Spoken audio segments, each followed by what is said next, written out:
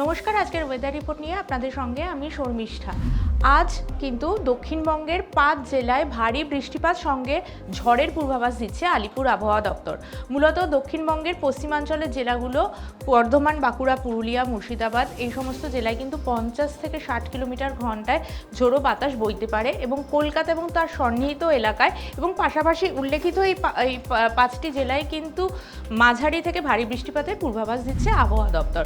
এপ্রিলের মাঝামাঝি সময় থেকে যে উত্তর পশ্চিম, পশ্চিম, পূর্ব ভারতে যে তাপপ্রবাহের পরিস্থিতি তৈরি হয়েছিল, বাংলায় কিন্তু আমরা তার আঁচ পাচ্ছিলাম। কারণ এপ্রিলের মাঝামাঝি সময় থেকে বাংলার পশ্চিমাঞ্চলের জেলাগুলো, আসানসোলে এমনকি দিনের তাপমাত্রা 42 ডিগ্রির ওপরে উঠে যাচ্ছিল। কিন্তু মে মাসের শুরু থেকেই একের পর এক পশ্চিমী ঝঞ্ঝা তৈরি হওয়ার জন্য কিন্তু মোটামুটি ঝড় বৃষ্টির মধ্যে দিয়ে দিন কাটছে, ফলে দিনের তাপমাত্রা কিন্তু খুব একটা বেশি স্বাভাবিকের উপরে উঠছে না। আলিপুর আবহাওয়া দপ্তর বলছে এরকম পরিস্থিতি আগামী 13 মে পর্যন্ত দক্ষিণবঙ্গে থাকবে। অর্থাৎ দক্ষিণবঙ্গে 13 মে পর্যন্ত কিন্তু ঝড় বৃষ্টির পূর্বাভাস দিচ্ছে আলিপুর আবহাওয়া দপ্তর। তার মধ্যে 11ই মে 4 জেলায় বাঁকুড়া, পুরুলিয়া, পশ্চিম বর্ধমান এবং মুর্শিদাবাদে কিন্তু 50 থেকে 60 কিলোমিটার বেগে ঝোড়ো বাতাস বইতে পারে।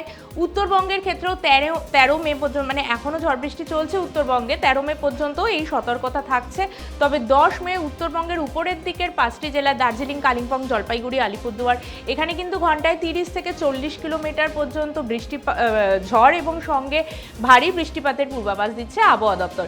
এবার আসা যাক কেন এরকম পরিস্থিতি তৈরি হচ্ছে। কারণ একটা ঘূর্ণাবর্ত সক্রিয় রয়েছে এবং সেটা মধ্যপ্রদেশ, উত্তরপ্রদেশ, ছত্তিশগড় হয়ে বিহার, ঝাড়খণ্ড পর্যন্ত বিস্তৃত রয়েছে এবং এর জেরে কিন্তু সাগর থেকে প্রচুর পরিমাণ জলীয় বাষ্প বাংলায় ঢুকছে।